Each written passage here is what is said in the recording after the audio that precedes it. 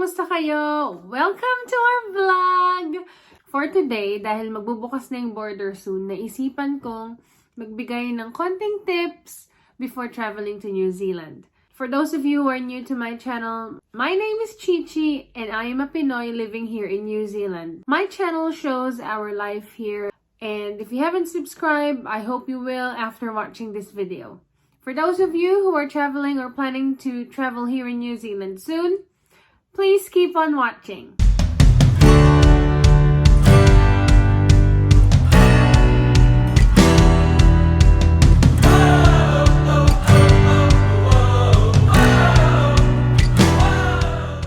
Guys, I was able to come up with 8 tips to share with all of you, especially for those who are traveling here, maybe for a visit, or for those who are migrating here to live and work. Let's go ahead! Tip number 1.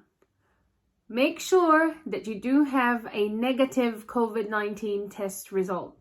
As I have mentioned in my border opening announcement vlog, it is a requirement for travelers to make sure that they are free from COVID, that they are healthy and well before traveling here in New Zealand.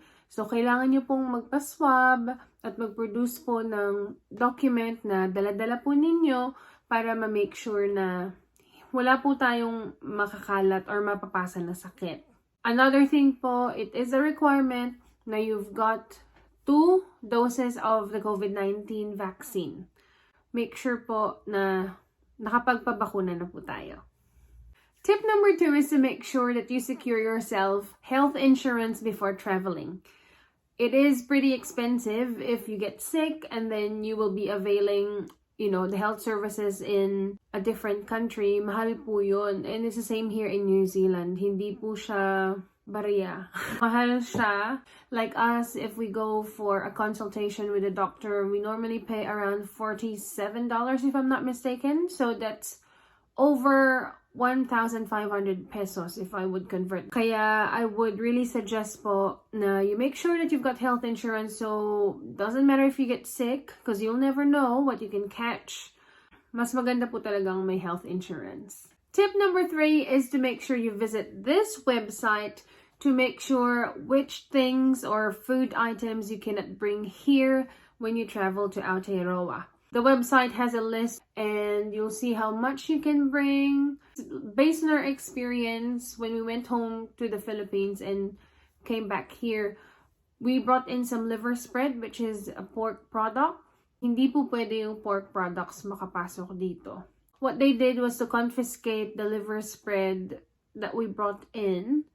And I think it's the same po with chicharon. So I know there's a lot of food that we miss from the Philippines.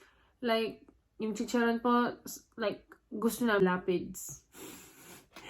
However, para po hindi na po masayang, I would really discourage you to ask someone who's traveling to New Zealand to bring that one for you, unfortunately.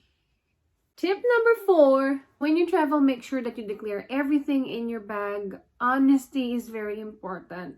Mas mahirap po kapag po hindi natin dineclare and then nakitaan po tayo ng prohibited item inside the luggage. They will simply confiscate it if you can't bring it into New Zealand. So, mas mabuti na pong ma-confiscate kesa magbayad. Totoo yun. Because the money, instead of you using that money to enjoy when you travel, ang mangyayari pa po, nabawasan pa yung budget natin. So, let's declare. Tip number 5 is making sure you've got your accommodation sorted. If you do have relatives here in New Zealand, napakalaki po ng masasave ninyo. And I think if you book ahead, you'd be able to save up.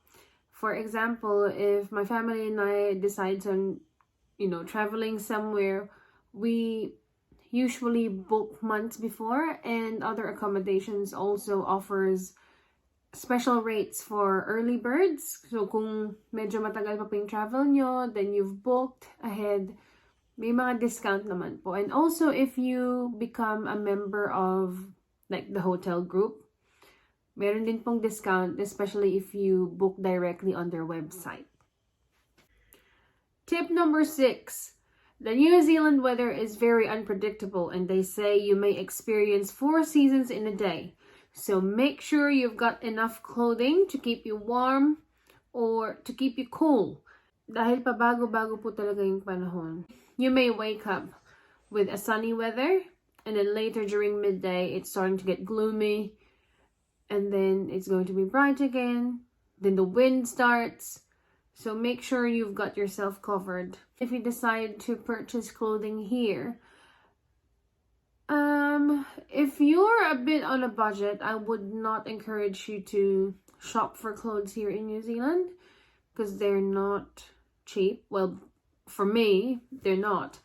So if you're on a budget, maybe just bring in something, put everything in your luggage to make sure that you've got enough clothes for your trip. Tip number 7 is about the New Zealand sun. Please make sure you've got your sunscreen and your sunglasses or your shades when you travel here in New Zealand, especially if you're hitting during the months of December until February, which are the summer months. Iba po yung init dito. So the heat here in New Zealand, as I have mentioned in my vlog, dry and it's direct to your skin. So mainit siya talaga. It's like you're in an oven. Compared in the Philippines, medyo humid, diba?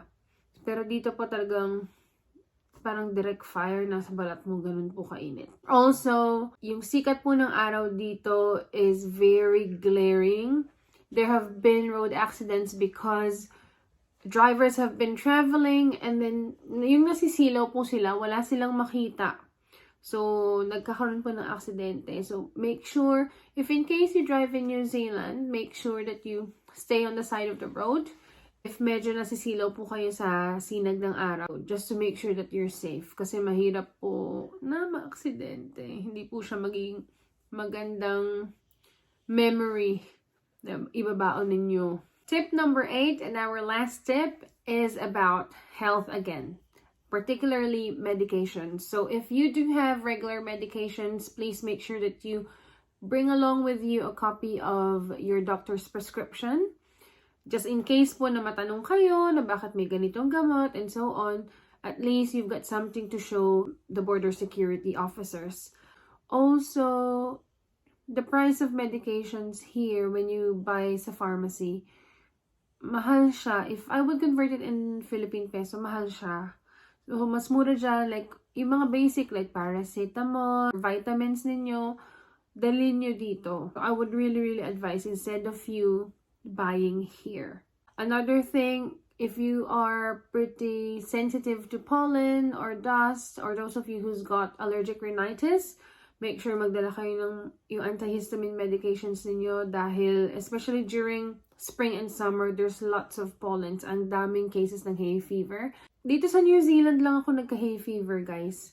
In the Philippines, kahit dusty and all, I'm well. But when I got pregnant with my second baby, bigla akong nagka-hay fever. And I thought, after giving birth, mawawala na siya. Pero hindi, guys. So, nakakalungkot na may sensitivity na ako kasi very uncomfortable yung feeling. Those are all the tips that I can think of as of now. I'm pretty sure you've got something to share. Comment that down below. And I would really like to make a connection with all of you guys. Thank you very much for watching. And hopefully you'd be able to come and visit New Zealand soon. Wishing you a happy trip. Bon voyage.